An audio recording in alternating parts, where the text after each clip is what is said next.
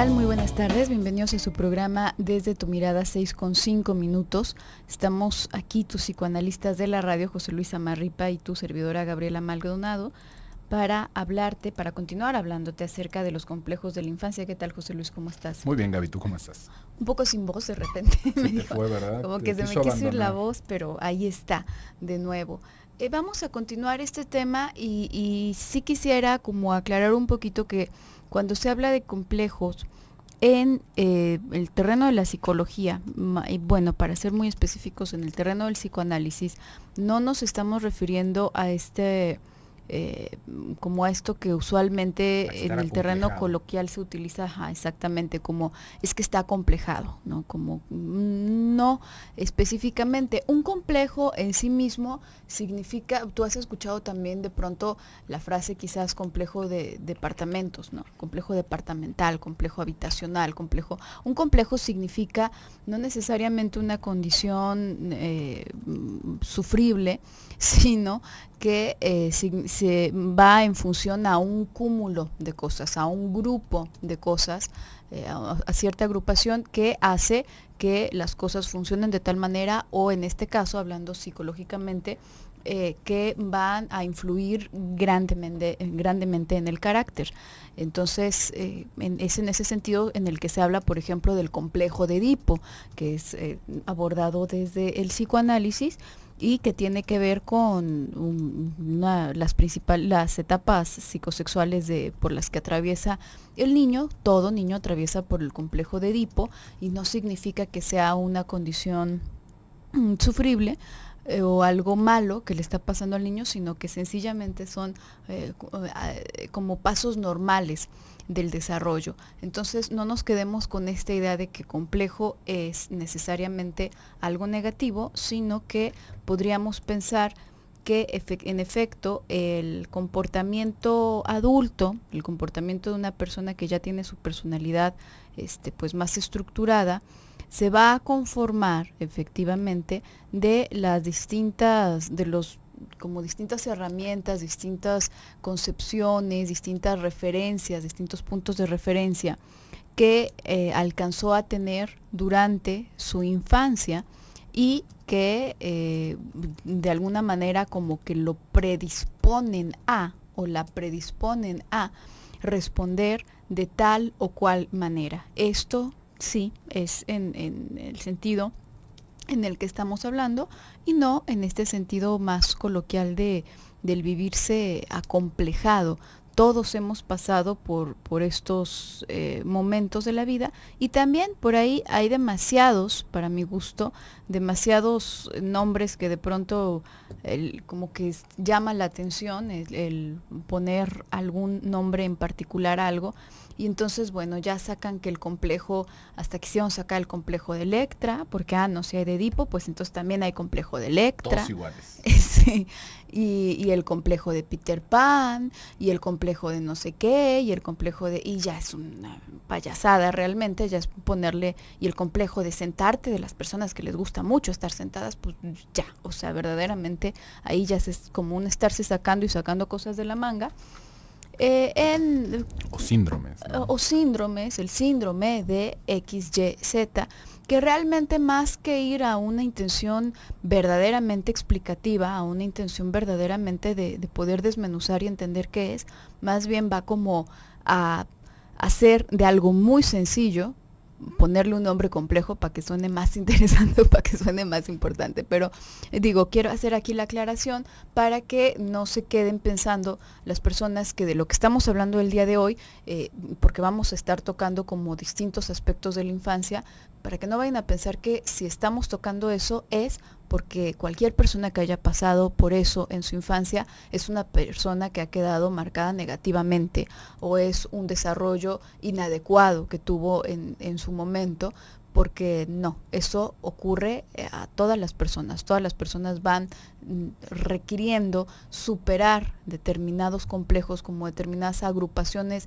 de emociones, de afectos, de angustias, que se van despertando en distintas etapas de su vida, y las que libran en los primeros años de su vida son las que van a dar lugar a la estructura de personalidad, a las defensas, a los mecanismos de defensa más predominantes en esa persona, y por lo tanto lo van a inclinar o lo van a dejar un tanto predispuesto. Me gusta más la palabra predispuesto que predeterminado, porque predeterminado suena como que ya no se puede mover más. No predeterminado, pero sí predispuesto a cierto tipo de respuestas. Uh-huh. Y estas respuestas son parte de lo que habíamos estado hablando el día de ayer, ¿no? Cómo van afectando en nuestra adultez estas cosas que pasaron cuando éramos pequeños. Y fíjate, Gaby, abordando un poquito esta parte coloquial que se habla de los complejos, ¿de qué estaríamos hablando, ¿no? Con esto? Por ejemplo, una persona que en su infancia haya sido obeso, que haya sido gordito, y que crece y bueno, tal vez siguió siendo obeso, tal vez cambió su forma de alimentarse y cambió su cuerpo, ¿no? Se hizo delgado, pero hay ciertas personas que se sienten como que se quedaron acomplejados por este tipo de etapas en su vida, ¿no? Cuando yo era pequeñito, cuando yo era pequeñita, era muy gordo y ahora es lo que menos puedo tolerar, ¿no? Ahora no me siento cómodo si subo 1 kilo, si subo 1 gramo, me estoy contando las calorías, estoy acomplejado por mi peso, ¿no? Y yo siempre me veo gordo, yo siempre me veo gorda. Ahí no estamos hablando de un complejo como tal, ahí estamos hablando de un trastorno alimenticio, ¿sí ve? Ahí sería la diferencia. O, es que yo siempre fui muy acomplejado cuando era pequeñito porque era muy bajito, ¿no? O era muy bajita y todos me criticaban de que era muy bajito, tenía que comprar mi ropa en la sección de niños cuando ya estaba adolescente, porque nada me quedaba, y estoy muy acomplejado porque me siento pues mal, me siento como disminuido frente a las demás personas. Ahí este complejo no es que necesariamente tenga un nombre, pero podríamos entenderlo desde la parte del autoconcepto de la persona. Si ve cómo hay tal vez una imagen distorsionada del propio cuerpo. ¿Por qué? Porque una cosa es estar bajito, pero otra cosa es ya pensar que se tiene que comprar la ropa en el mismo lugar que los niños. Si ve, hay muchos lugares en donde venden ropa para gente bajita y tallas pequeñas realmente, que no necesariamente tienen que ser para niños. Es más, uno se puede mandar a hacer su ropa, pero ya este hecho de tener que haber ido, tener que haber sufrido ciertas cosas, nos van predisponiendo y más que nada van como haciendo realidad lo que nosotros de alguna manera vamos fantaseando alrededor de nuestra persona. Esto se hace muy tangible. Ahorita dije 2 ejemplos un poquito, bueno, el de la gordura no es una cosa tan rara, pero esto se hace todavía más tangible en el momento en el que el complejo es ser feo. Es que yo me siento fea, yo me siento feo. Y esto me tiene acomplejado porque no me puedo acercar a las personas porque me siento horrible, no me puedo acercar a los amigos, me siento como que no me merezco la amistad de nadie. Y realmente justamente en ese complejo podríamos encontrar muchísimas cosas. Podríamos encontrar como este narcisismo en lo blanco, de nadie me merece, ¿no? Realmente ahí el punto no es que sea demasiado feo, sino de que yo de alguna manera creo que soy mucho mejor que los demás. Y por lo tanto no me voy acercando. Esto como una posibilidad. Otra posibilidad ahora sí también tendría que ver con esta imposibilidad de podernos saber seres que se pueden amar, ¿no? Y esto más allá de nuestro aspecto físico, porque de repente vamos pensándolo, ¿no? Bueno, es que mi mamá me decía que yo era muy feito, pero que ella me quería mucho, que en mi casa siempre me iban a querer mucho.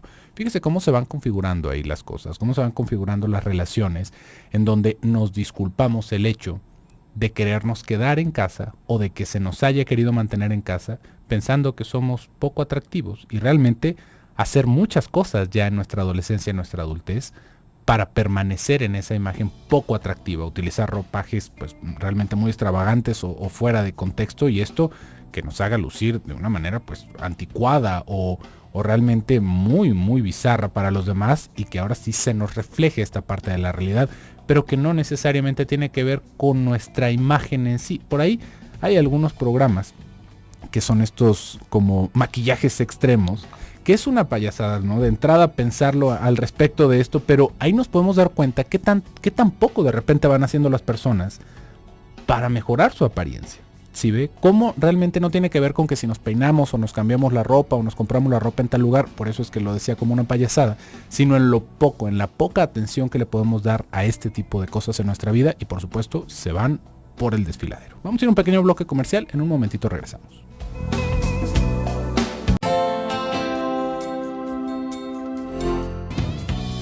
Regresamos a tu programa Desde tu Mirada, 6:19.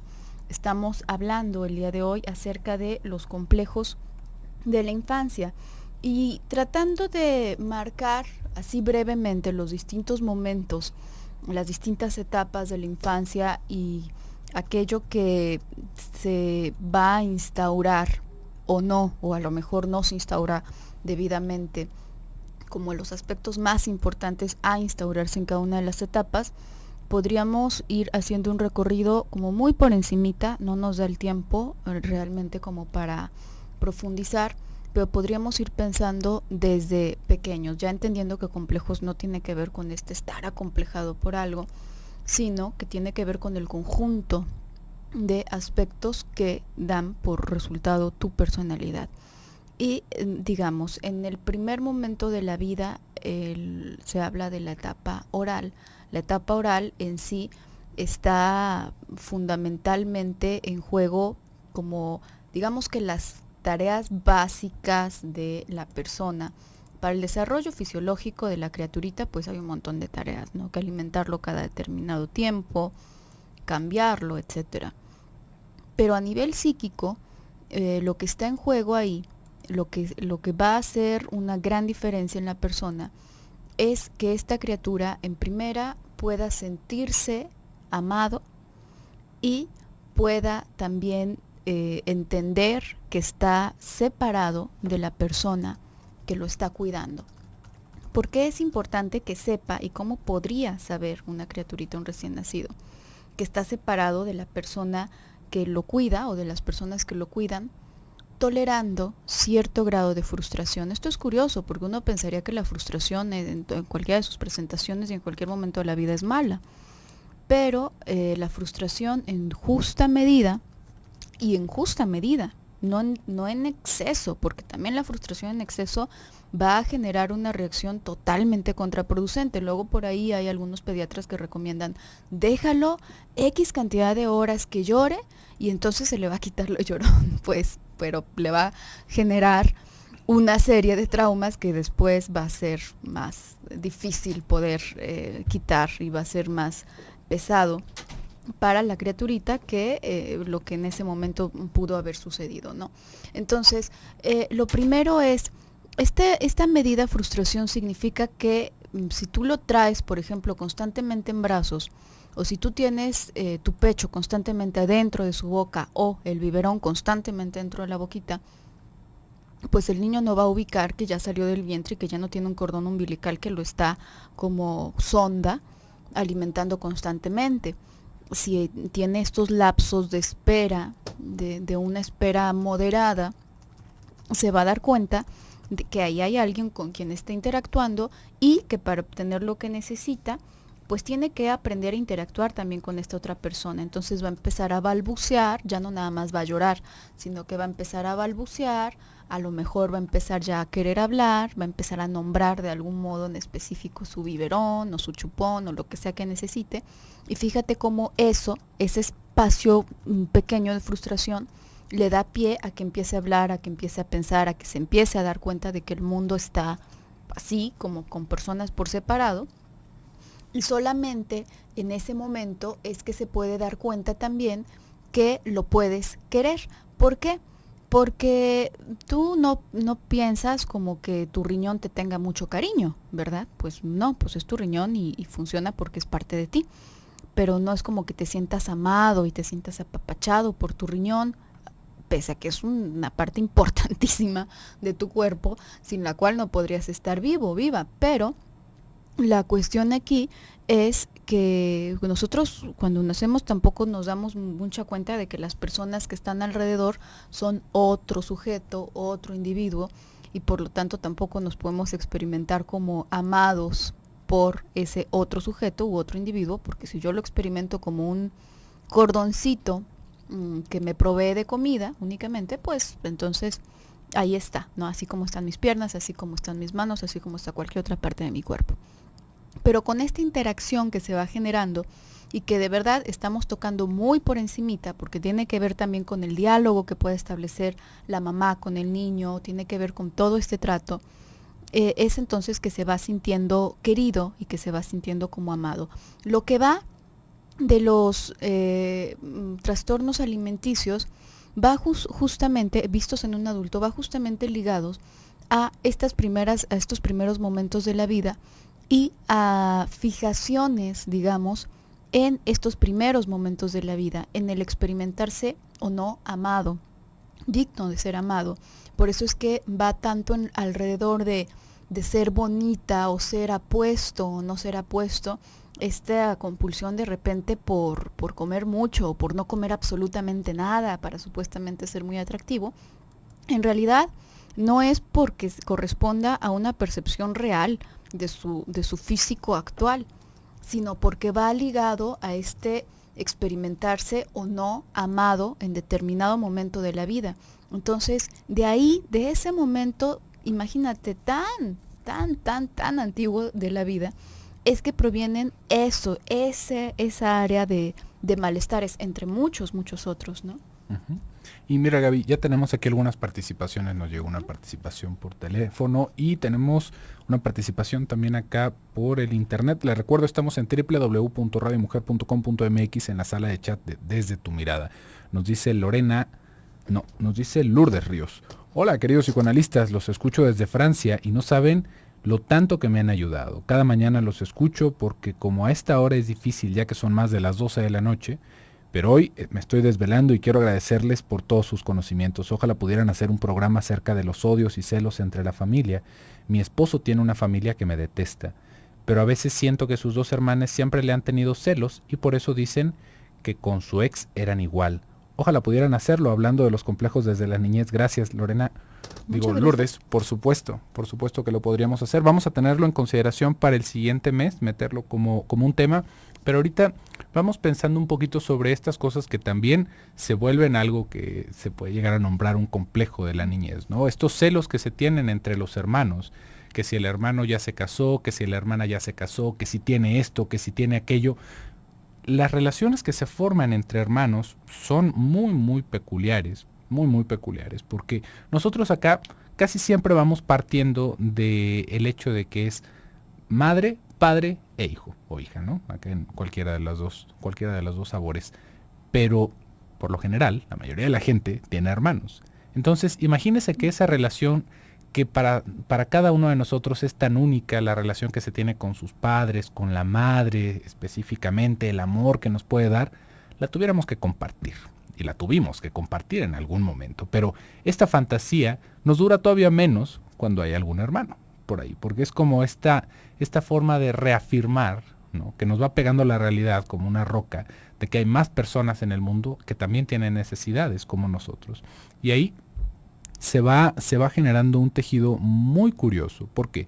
Porque los celos fraternales, pues bueno, los podemos ver en la literatura, los podemos ver en la Biblia, ¿no? Cómo acaban estas cosas en fratricidio, ¿no? Cómo realmente son pasiones, es una pulsión ahí que no se puede detener, que es, digamos, como muy grande alrededor de todo lo que se puede vivir. Entonces, va a haber algo que va a marcar estas relaciones que de por sí hay muchísimas cosas, como te lo decía Lourdes, vamos a tener que hablar de esto mucho más largo, pero vamos pensando ahorita con los complejos, el punto de comparación que vamos a tener alrededor de nuestros hermanos. Puede que yo me sienta feo, puede que yo me sienta lindo, pero cuando tengo un hermano a un lado al cual le dicen que es más lindo que yo, ahí ya se acabó la fantasía, ¿sí? Ya no es algo en lo que yo esté pensando y dubitando en mí mismo, no. Ahí ya se vuelve algo tangible, en lo cual nosotros no solamente estamos lidiando con nuestro complejo, con nuestra propia autoestima, sino de que ya estamos en un aspecto aparte de competencia. ¿Cómo es posible que él sea más lindo que yo? Si somos hermanos, ¿cómo es posible que él sea más inteligente? ¿Cómo es posible que él sea más exitoso? ¿Cómo es posible si somos iguales? ¿Qué hice mal? ¿Por qué lo quieren más a él? ¿Por qué lo quieren más a ella? Ahí, esto va a generar un ambiente muy pesado alrededor de las relaciones de familia. Y en esto que tú nos estás diciendo, por supuesto que puede llegar a ser una posibilidad. ¿Sí ves? Una posibilidad en la cual lo que no se quiere es que el otro tenga. Y esto es una cosa que se va a cargar hasta la adultez. Puede que cuando estábamos niños, bueno, nos dieran un caballito y el otro ya se pusiera a llorar y estuviera desconsolado porque él también quería un caballito. Y bueno, un caballito, como quiera nos decían, compártanlo. o les compramos otro para tu hermanito, para tu hermanita. Pero cuando ya tiene que ver con situaciones como el matrimonio, como la bonanza económica, ¿ahí qué se puede hacer? Lo que se puede hacer es sacar la amargura por parte de estas personas de una o de otra forma e intentarnos hacer imposible la vida lo más que puedan. ¿Por qué? Porque no nada más son celos, ahí ya vamos viendo cómo se refleja la envidia y realmente ahí el punto se centra en destruir lo que se puede tener. Esto es una cosa muy fea hablando entre hermanos. ¿Cómo va a ser posible que en la familia se sienta esto? Es una cosa muy real, déjeme le digo, muy muy real y que por lo tanto vamos a tener que hablar a más profundidad. Por el momento vamos a un pequeño bloque comercial, en un momentito regresamos.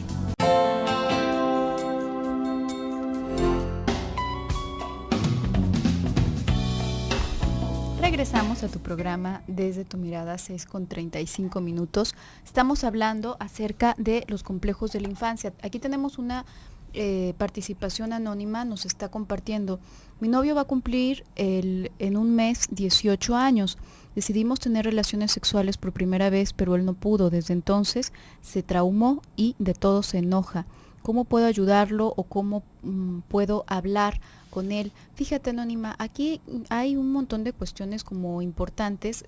Antes, para que no se me vaya tanto tiempo, creo que en situaciones, no nada más en esas situaciones, pero en muchas situaciones, a veces la persona que está preocupada al lado, que en este caso eres tú, no sabe qué decir y no sabe qué hacer para ayudar al otro, y de verdad en muchas ocasiones el acompañar a una persona y permanecer así en silencio, nada más dispuesto con esa disposición de, pues, si me quieres platicar algo, sencillamente acompañarlo en esa atención silenciosa, no un silencio de estar ignorando a la persona, no un silencio sino en esa espera, en esa paciencia, en ese otro tipo de silencio, puede aligerar muchísimo la carga de una persona. De verdad, cuando una persona acaba, y lo digo para que quede claro que no es nada más en estas situaciones, hay veces que lo primero que se le viene a la mente a las personas de alrededor es que yo te dije que te iba a pasar eso y te dije que no anduvieras haciendo tal cosa. Y bueno, de verdad que este tipo de intervenciones son nada más como para levantarse el ego, ¿no? La persona que lo está diciendo, más que por intentar ayudar. De verdad, en muchos momentos, estar acompañando, estar conteniendo a la persona es lo más que se puede hacer, y es mucho, de verdad, es bastante estar ahí al lado, y bueno, pues que él sepa que estás ahí porque lo quieres, y pues que no te vas a mover de ahí, ¿no? Todo este enojo y todo son como estas cosas que empiezan a salir en esa como falta de contención, ¿no? Y en esta desesperación, y creo que estar ahí acompañándolo es más que suficiente. A lo mejor, otra cosa, no estar cuestionando. Hay veces que es ¿qué tienes? Y te sientes triste y qué es qué tienes y qué te pasa, y te veo, agobia a la persona. Es como estarle exigiendo una explicación.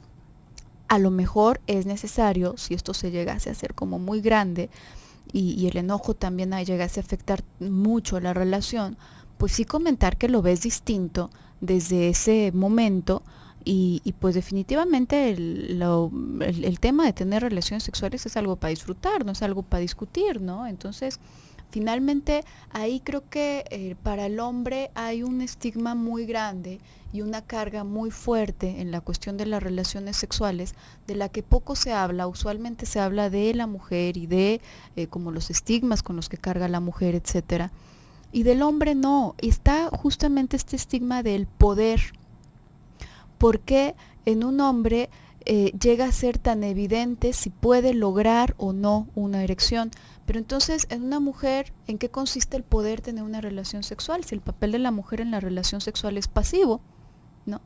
En ese sentido, al menos a nivel fisiológico, entonces, ¿cómo se puede decir? Pues que una mujer sí pudo y el hombre no pudo. Finalmente esa es una carga muy fuerte que se hace hacia el hombre socialmente, y que también el hombre puede llegar a hacer por su propia cuenta sobre sí mismo, y que verdaderamente, a final de cuentas, esto tiene que ver con la capacidad, hablando de poder, con la capacidad no de una erección o de un orgasmo, sino de la capacidad de disfrutar, la capacidad de poder gozar, y eso no se puede obligar. Y también otra cosa importante, se hace más difícil, tampoco se puede planear.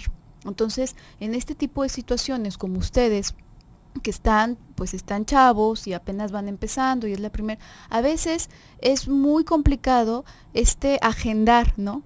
Tal día, a tal hora y en tal lugar vamos a tener relaciones y pues bueno, pues no es como que la pasión nazca así de, ya, a esta hora se suponía que nos íbamos a apasionar.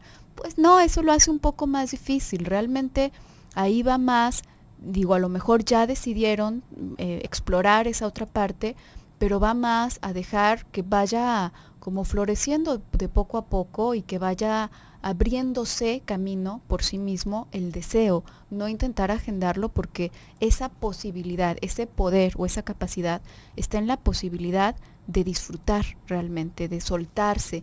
Y eso no es algo que se agende y eso no es algo que necesariamente te marque una erección, por ejemplo. Entonces, pues yo creo que tiene más que ver con como todas las angustias que se están jugando por ahí alrededor de ese tema, ¿no? Sí, claro, no es una cosa tan rara, esto, que en el momento, justamente en el momento, la ansiedad domine, ¿no? Uh-huh. La ansiedad domine.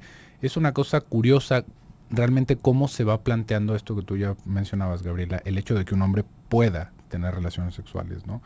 Porque por supuesto que en la mujer también ocurre, nada más que como que pasa desapercibido. Para que una mujer pueda tener relaciones sexuales y que sea satisfactorio para ambos, también debe de tener cierto nivel de excitación y también tiene que lubricar, ¿sí ves?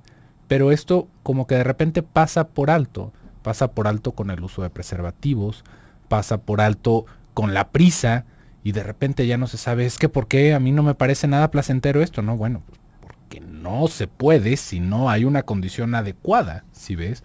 Se vuelve una lucha realmente en los conceptos que tenemos de cómo debe de ser algo y de lo que va sucediendo en el momento, ¿no? En esto de que tu novio no pudo en el momento, ¿sí ves? Y eso yo creo que es algo que también él debería de poder entender, porque no es como un encendedor que en el momento en el que le damos vuelta a la piedrita debe de encender la llama. Debe de haber un tiempo previo, debe de haber una preparación, debe de haber como todo este juego previo justamente para estar listo para tener relaciones sexuales, ¿no? Es una idea muy distorsionada lo que se va planteando en la televisión, a veces en el material erótico que pueden tener acceso los jóvenes, ¿no? Sobre la pornografía, cómo es como si fuera una máquina, ¿no? Y no, realmente no ese es el punto, y llega a haber este tipo de desilusiones. Y también hay un tipo de desilusión alrededor de la mujer, ¿sí ves? Porque pasa ahí algo muy curioso. En el hombre queda este asunto de no pude, no soy potente para hacerlo, me dio miedo, me acobardé. Y en la mujer también viene esta pregunta alrededor de ¿por qué no pudo conmigo? ¿Qué hice? No me veía atractiva. Fue algo que no dije, fue algo que tuve que haber hecho, Para los dos ahí está la pregunta, ¿sí ves? Pero creo que ahí lo que ustedes podrían pensar, ¿no? A manera de poder avanzar un poquito en su relación, si ese es el camino por el que la quieren llevar, es darse un tiempo, tal cual. Darse tiempo para que esas cosas pasen, no pensarlo como una agenda, ¿sí ves? No pensarlo como lo vamos a programar así como a las clases de inglés, sino darse tiempo y esperar a que suceda como tal, a que se presente una situación pues idónea, ¿no? Que no sea nada más así en el momento, ¿no? En la calentura de la situación, pero tampoco agendarlo. Yo creo que por ahí es algo que se puede llegar a pensar. Fíjate, Gaby, también tenemos más participaciones acá por el internet. Nos agradece Lourdes, muchas gracias Lourdes. Nos dice Sandra: tengo 2 hermanas, siempre hemos sido muy unidas, pero recuerdo que en casa y en la familia se hacía referencia a que yo estaba muy bonita y que tenía un cuerpo muy bonito. Ahora las 2 son muy dedicadas a su belleza, cirugías y muy preocupadas de su alimentación y el ejercicio. Ahora yo soy la menos preocupada por la belleza, aunque quizá debería, pero soy flojilla. Muchas gracias, Sandra. Esto es, volvemos, ¿no? A esto que también nos estaba comentando Lourdes y que sale alrededor de los celos y de la envidia que se puede llegar a vivir en casa. Es muy distinto que estemos nosotros solos peleándonos con nuestras fantasías, con nuestros demonios y nuestros fantasmas internos, a que nos lo pongan en la cara los familiares, ¿no? Mira qué bonita tu hermanita. Ay, y tú qué chistosita eres, ¿no? Ay, ¿cómo? Yo soy chistosita y ella es muy bonita. ¿Qué es lo que está sucediendo? Y esto, de alguna manera, pensamos que nos acomplejaron. Es que ¿por qué a mí no me dijeron que yo era tan bonita como mi hermana? ¿Por qué a mí no me llevaban a clases? ¿Por qué a mí no me decían? pero es el primer contacto que tenemos con la cruda y desgarradora realidad. Ese tipo de selecciones, ese tipo de preferencias van a pasar en todo momento de la vida, en todo momento de la vida. En el momento en el que nosotros entremos a la escuela, en el momento en el que nosotros estemos peleando por la amistad de alguien, tal vez por una relación amorosa, cuando entremos en estas competencias alrededor de la apariencia, de quién conquista, quién es la más sensual, siempre nos vamos a llevar estas desilusiones. Acá el problema es que nos hacemos creer que debimos de haberlo pasado como sin ningún problema, ¿sí ves? Que realmente tuvimos que haber sido todos iguales para haber crecido todos iguales. Y ahí la diferencia va en cómo vamos afrontando estos problemas. Por ahí tenemos una participación que nos preguntan cómo poder saber si los niños tienen una alta autoestima o baja autoestima alrededor de esto de los complejos. Un niño que se sienta más fuerte y que le hagan ese tipo de caras, ¿no? De, ay, mira qué bonita tu hermanita y tú qué chistosito eres, va a buscar hacer algo. Va a empujar por hacer algo. ¿Por qué? Porque al final de cuentas todos queremos agradar. Y no es que eso sea el centro del universo. Pero ahí es en donde o se toma como un empujón, o se toma como un reto, o se toma como la zancadilla que nos arruinó el día y nos arruinó la vida. Vamos a ir a un pequeño bloque comercial. En un momentito regresamos.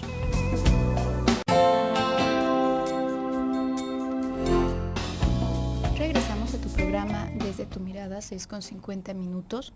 Ya estamos en el último bloque del programa del día de hoy para cerrar con el tema de complejos de la infancia. Tenemos por aquí la participación de Miguel Peña. Él nos comparte, nos pregunta, ¿cómo pueden saber los padres si los niños van creciendo con buena autoestima? Nos dice, soy moreno claro, pero vengo de familia española y americana. Mis primos son güeros. Una tía me decía que me bañara bien. Eso me traumó y tardé en superarlo. Creí que era feo para las mujeres. Tardé en darme cuenta de que era todo lo contrario. Me tomó 15 años superarlo.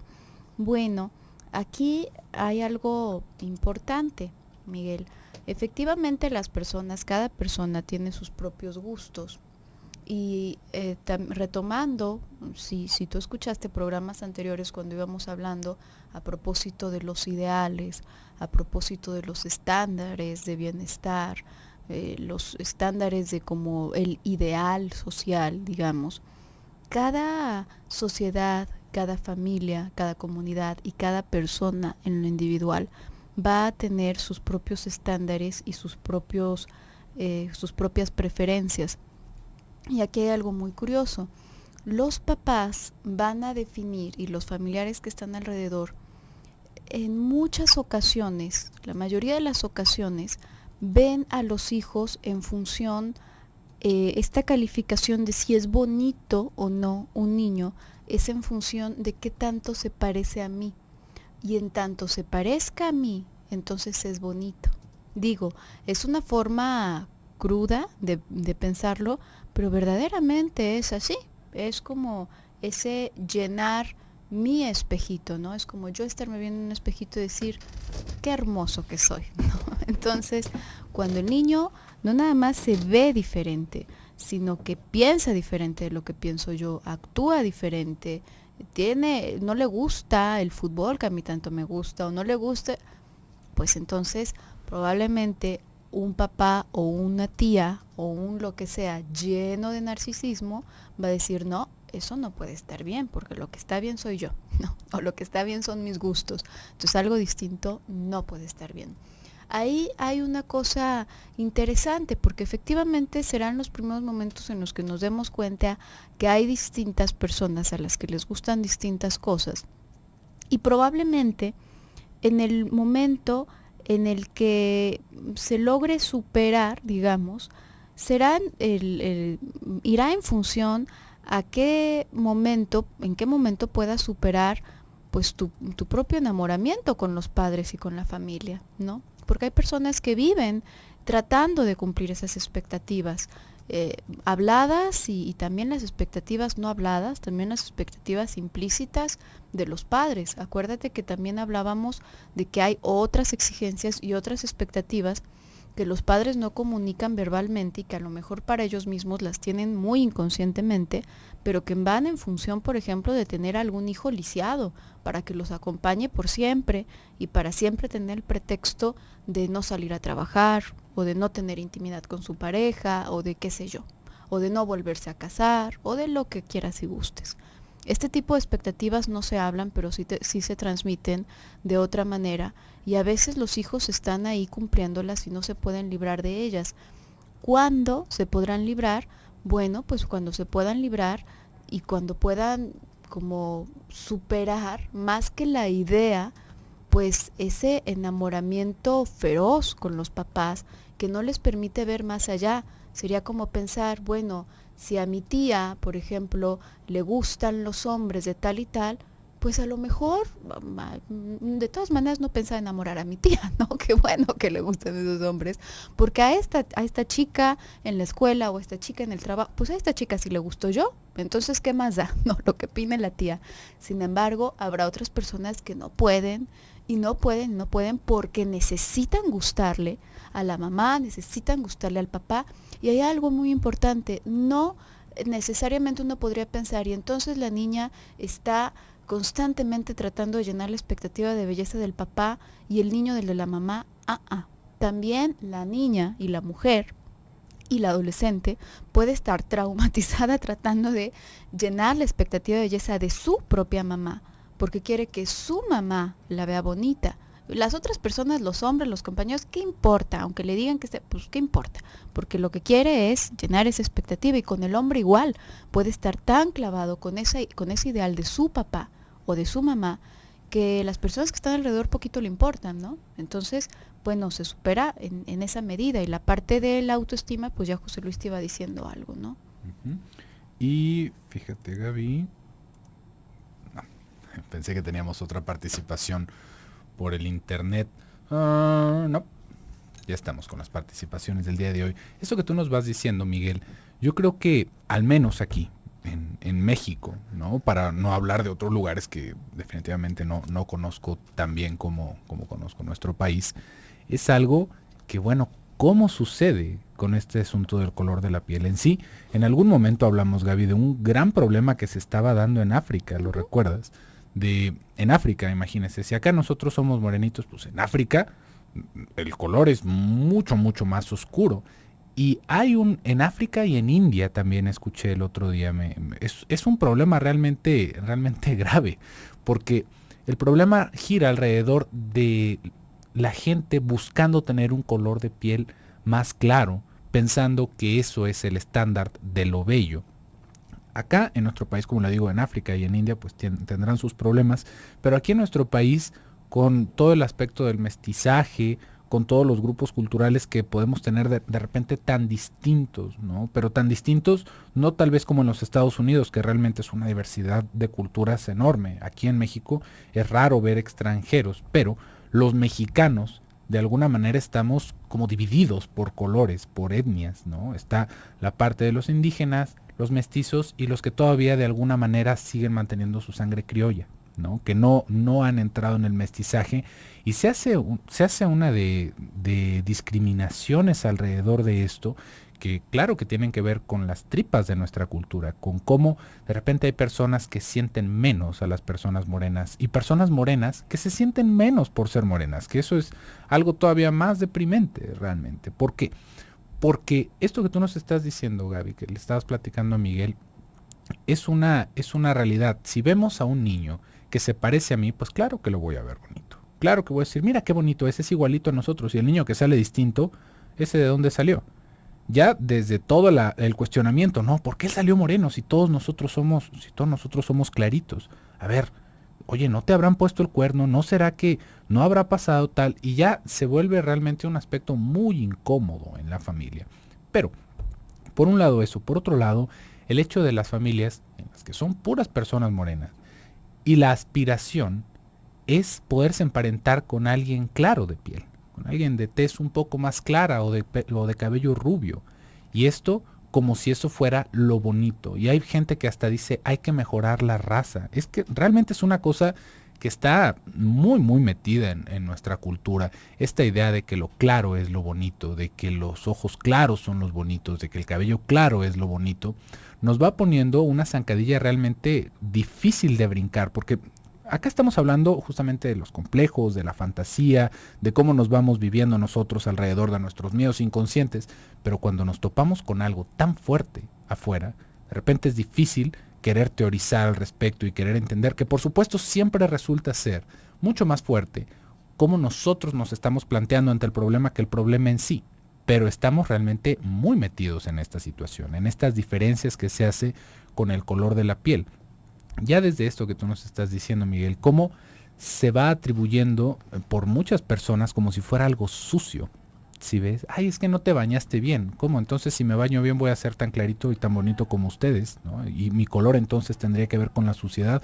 Esto es algo que, bueno, ¿cómo podríamos erradicarlo, ¿no? ¿Cómo podríamos moverlo? Realmente no es algo que esté al alcance de nuestras manos directamente, pero sí, como ya lo estábamos diciendo al inicio de los programas, hay que poner mucho cuidado, no tanto en que nuestros hijos se sientan aceptados, los más bonitos, los más hermosos, los más inteligentes, y nosotros estarles atribuyendo estas fantasías y alimentárselas, sino que sepan que va a haber una diferencia, que se van a topar con una diferencia, con la realidad, con que en algún momento sí, efectivamente, tal vez haya alguien que pueda ser mejor parecido que ellos, que pueda ser más bonita en ese grupo, pero que eso no los hace menos bonitos, sino que es una situación que va a estar sucediendo con personas más inteligentes, con personas más capaces, con personas más fuertes, y que eso es parte de la vida y que hay que afrontarlo y hay que hacerse de las herramientas necesarias, no en la fantasía, sino en lo que hacemos en la realidad. Por el día de hoy nos tenemos que despedir. Yo soy José Luis Amarripa. Yo soy Gabriela Maldonado. Hasta mañana.